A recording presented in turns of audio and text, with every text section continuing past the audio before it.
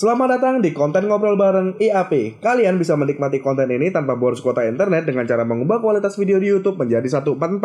Lalu kalian bisa menikmati konten ini sambil rebahan, makan, ngerjain tugas rumah, tugas kampus, atau tugas sekolahan, dan lain-lainnya. So, selamat menikmati konten ini.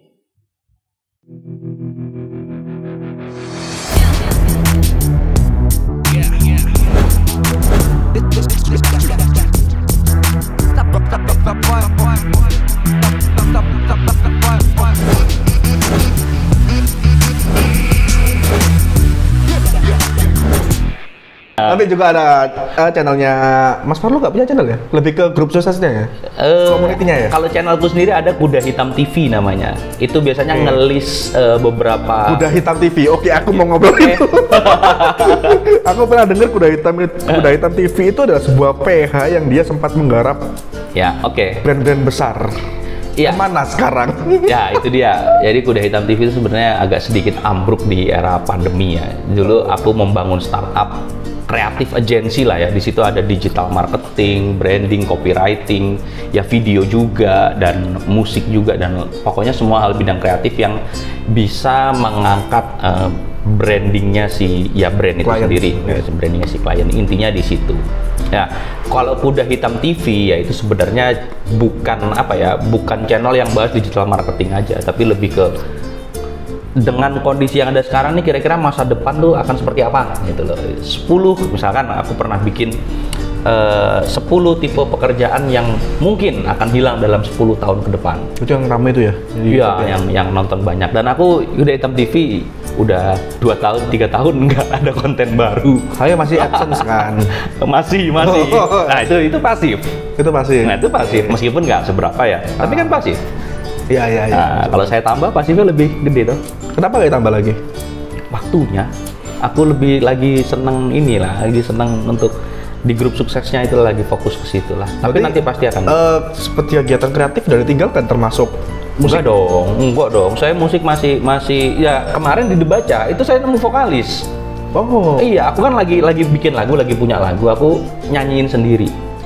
Wah, enak ya. Aku harus nemu vokalis nih. Aku membuat keputusan saat itu ya. Vokalis-vokalis yang angkatanku atau teman-temanku sendiri ya, satu, mereka sudah fokus rumah tangga. Atau yang kedua, nggak mungkin aku nggak ngasih ada kosnya gitu loh. Yeah. Namanya juga kita udah umur segini gitu ya. Terus nemu di Debaca waktu itu lagi ada seminar pengembangan diri. Seminar pengembangan diri. Terus saya sebelumnya kenal sama bapaknya beliau seniman, ternyata bapaknya. Cuman seniman apa saya agak lupa, budayawan lah istilahnya. Punya anaknya vokalis.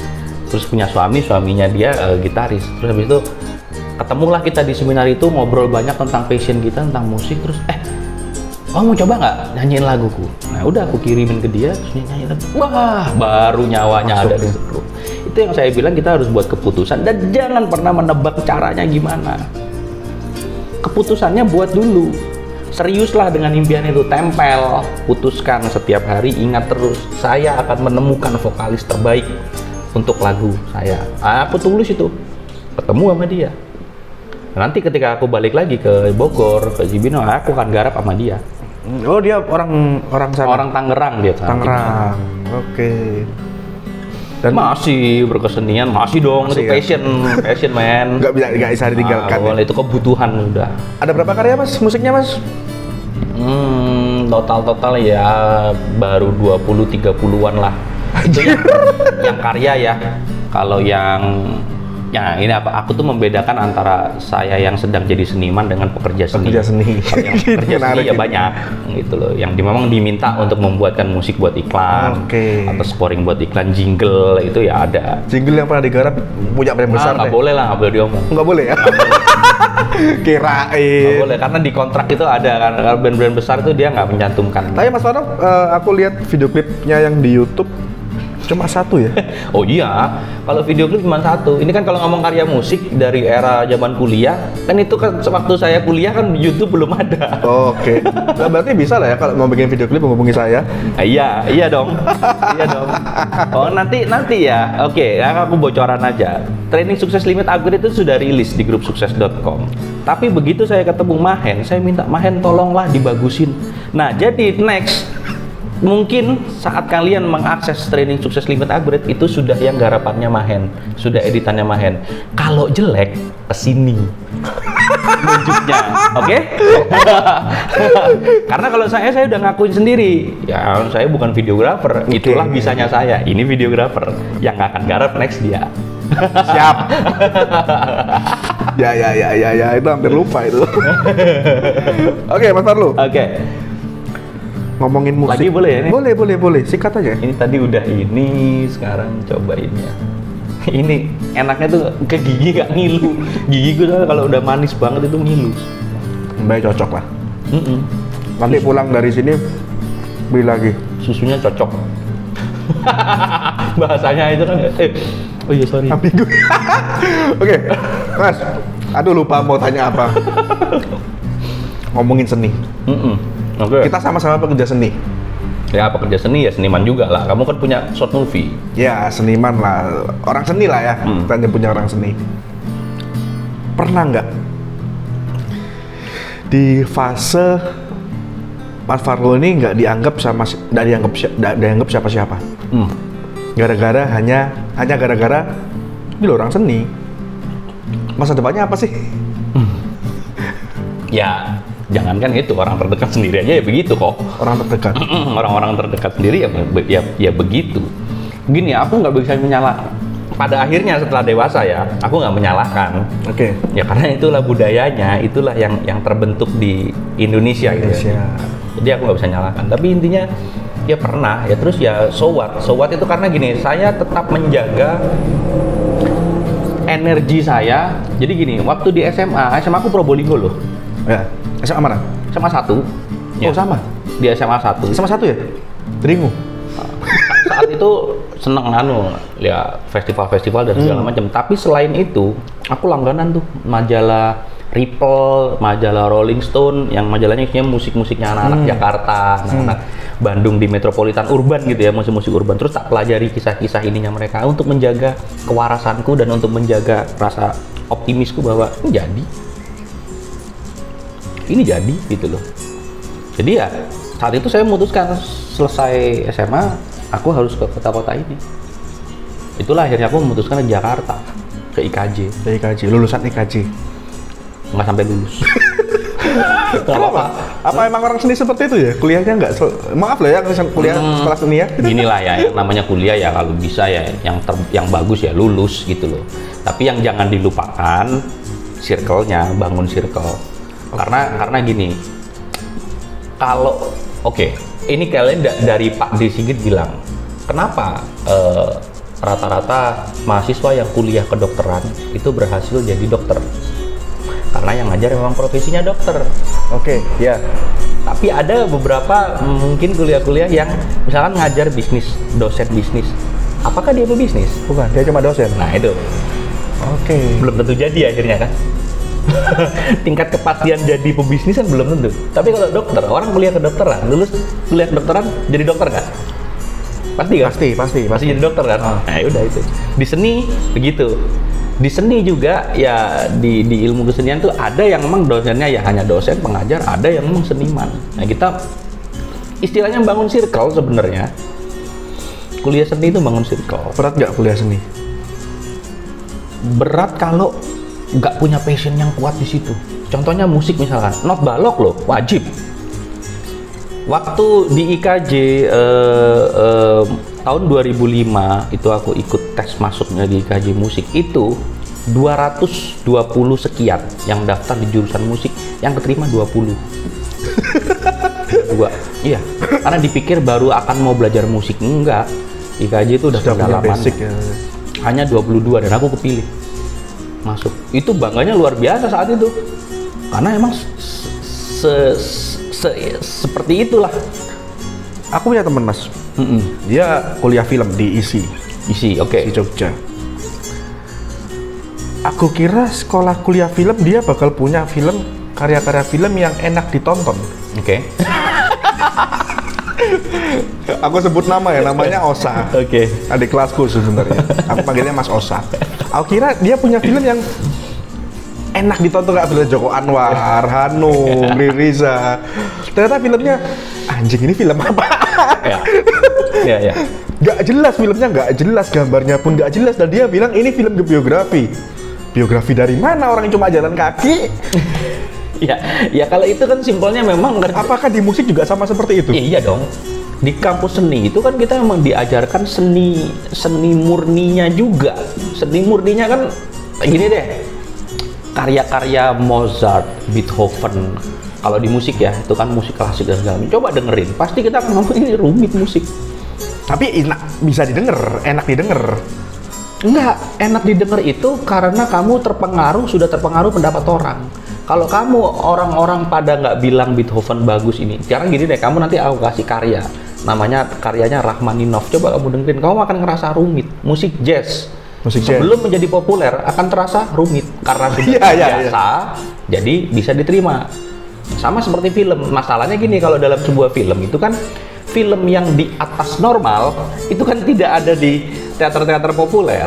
Jadi kita juga tidak terbiasa menonton atau mencerna movie yang seperti itu. Tapi itu karya seni yang cita rasanya tinggi gitu loh. Oke, saking terlalu cita rasa yang tinggi.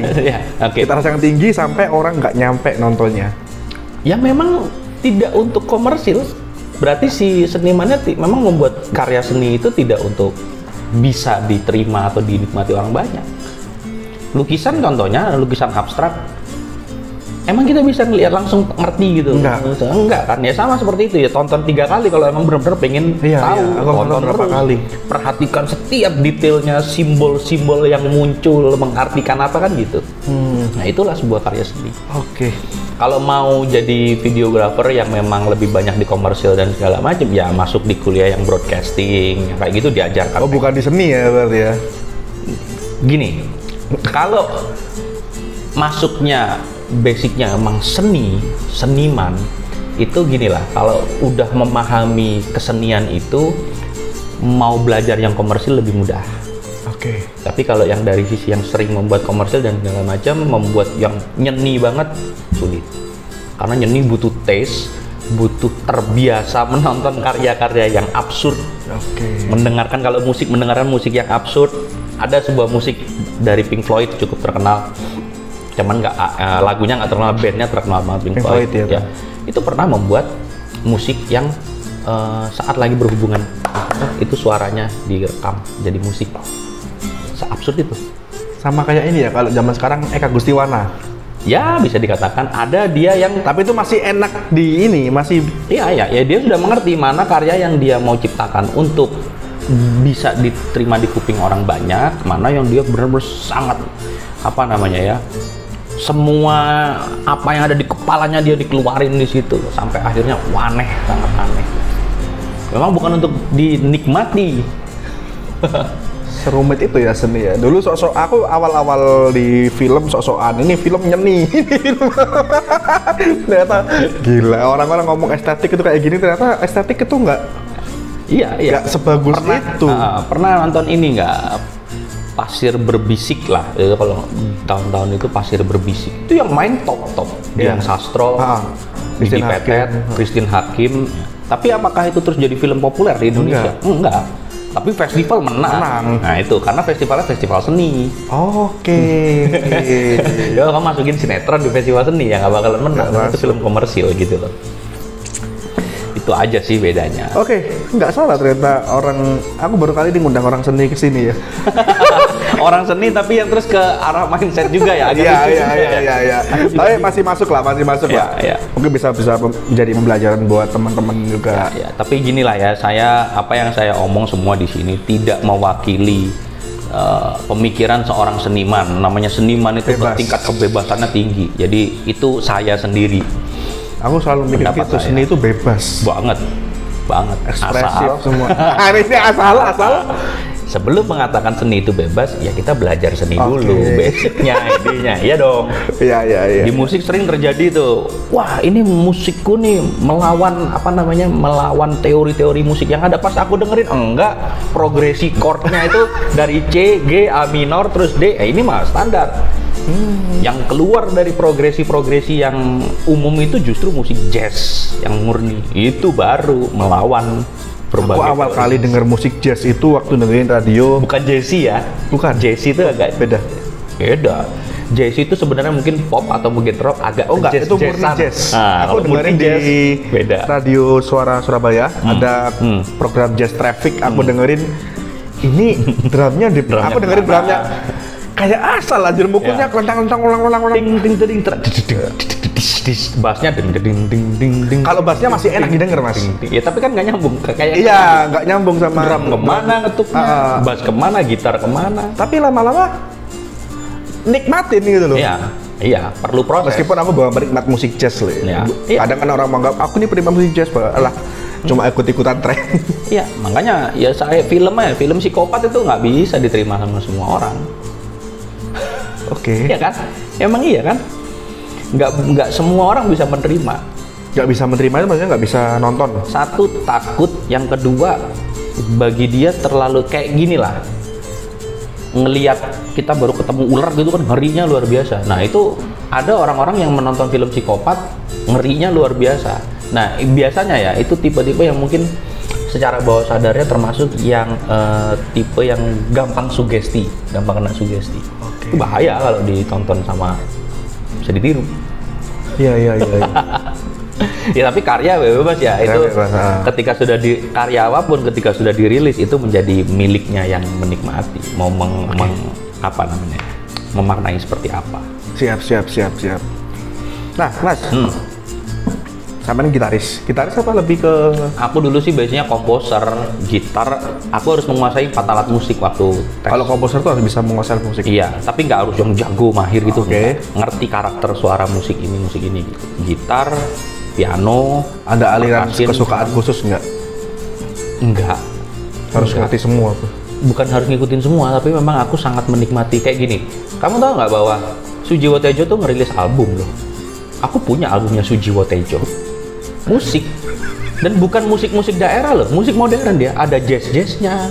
Dicampur dengan bahasanya bahasa Madura. Waktu itu yang album, aku lupa albumnya. Tapi banyak pakai bahasa Madura. Sujiwo Tejo. Nah, musik kayak gitu, terus musik daerah, terus musik kontemporer, musik pop, K-pop, aku dengerin. Jadi aku nggak mau terbatas dalam satu aliran tertentu lah. Kalau ngomong siapa, ya gampangnya gini, aku sangat maniak sama The Beatles. Itu aja. Beatles apa aliran musiknya? Pop. Bukan pop. Iya, rock and roll iya, ada swing agak jazz iya, psychedelic iya. Aku taunya cuma pop, rock, jazz, dangdut. Nah, iya. Ternyata banyak ya aliran musiknya. Iya, makanya kamu juga sebagai seorang videografer ya, seniman video atau seniman film, ya udah nggak usah terbatas dengan aliran. Suatu ketika kamu ingin bikin drama yang menye-menye tentang cinta, ya bikin aja, nggak usah takut lebay. Ah, itu. Takut lebay kan? Takut lebay ya. Aku pernah di satu sisi, aku dulu suka bikin film apa? Thriller. Ya action lah biasa. Terus ada yang komen, "Kak, bikin film romance dong." Anjir, alay ini ya kan. Tapi aku coba. Aku coba film pertamaku yang romance tuh dengan radikal. Aku tayangin meledak di YouTube. Yang maksudnya dalam satu hari bisa sampai viewsnya bisa nggak kayak biasanya. Iya, artinya kan berarti film romance gayamu, ya mungkin nggak seperti yang nggak bakalan lebay karena kan gayamu. Kamu nggak akan bikin yang lebay kan? Iya sih. Nah ya sudah, gayamu seperti apa ya bikinlah seperti itu. Romance kan banyak banget kejadian di dunia ini yang bisa dijadikan romance. Ya. Romance antara orang yang sudah menikah terus banyak banget. Oke. Jadi mungkin cukup sekian yang bisa di-share kita, Mas Farul share atau mungkin ada yang mau di-share lagi, Mas? Ada deh pesan buat teman-teman deh. Hati-hati dengan persepsimu sendiri, dengan persepsi kita sendiri. Karena persepsi itulah berjutaan persepsi yang kita buat sendiri, itulah yang membuat kita dalam kondisi yang seperti sekarang. Misalkan kondisi kita sekarang kok nggak enak, kok nggak ini, kok banyak kerugian, banyak ini, itu adalah karena dari persepsi kita mempersepsikan suatu berbagai macam kejadian. Itu aja. Suka akan relate sekali. Kayaknya umurnya baru Berapa coba tebak? Tapi pengalamannya udah kayak bawa bapak ya. Emang udah bawa bapak sih. Bawa bapak, anak juga. Oke, Mas Marlo, terima kasih. Siap. Udah datang ke studio saya yang sederhana ini. Siap. Terima kasih juga buat Yos Donat. Oh ya, saya ada sedikit oleh-oleh dari Yos Donat. Bentar. Woi, tadi mau beli berarti beli lagi buat besok. Buat besok. Waduh. Jadi pingin cepet pulang biar anak-anak makan. Ini ada dari Yos Donat dan ada juga dari IAP. Ini keren. Kreseknya aku buka sendiri kan nggak etis ya kalau kreseknya seperti ini ya. Ini ternyata podcast banyak ininya ya, banyak sponsornya. Ini keren banget ini podcast ini. Ini dari IAP. Silakan dipakai, semoga bermanfaat. Terima kasih. Waktu meeting, waktu apa. Tapi pulpennya bisa beli sendiri. Dan ini dari Yos Donat. Terima kasih Yos Donat. Thank you Yos Donat. Sukses terus. Semoga bisa memuaskan lidah-lidah. Semoga bisa mendunia. Mendunia dong. Siap. Keren. Silakan dinikmati bersama keluarga, sama anak-anaknya. Terima kasih banyak. Sama istri. Terima kasih. Oke, jadi sekian dulu. Jika kalian suka dengan video ini, jangan lupa klik like. Kalau kalian ingin bagikan ke teman-teman kalian bahwa ada seorang seniman musik yang juga mempunyai self improvement yang sangat luar biasa, share ke teman-teman kalian lewat sosial media. Ada Facebook, ada Twitter, ada Instagram, ada MIRC, ada Twitter, semuanya lah. Micet. Dan jangan lupa juga subscribe channel-channelnya Mas Marlo ada di bawah sini. Kalian siap, bisa terima kasih. lihat, baca juga. Thank you. Dan kalau kalian ingin tahu kelanjutan video yang lain, kalian bisa subscribe channel ini. Dan terima kasih, nama saya Mahendra Arif. Farlo. Salam satu warna untuk satu Indonesia. Siap.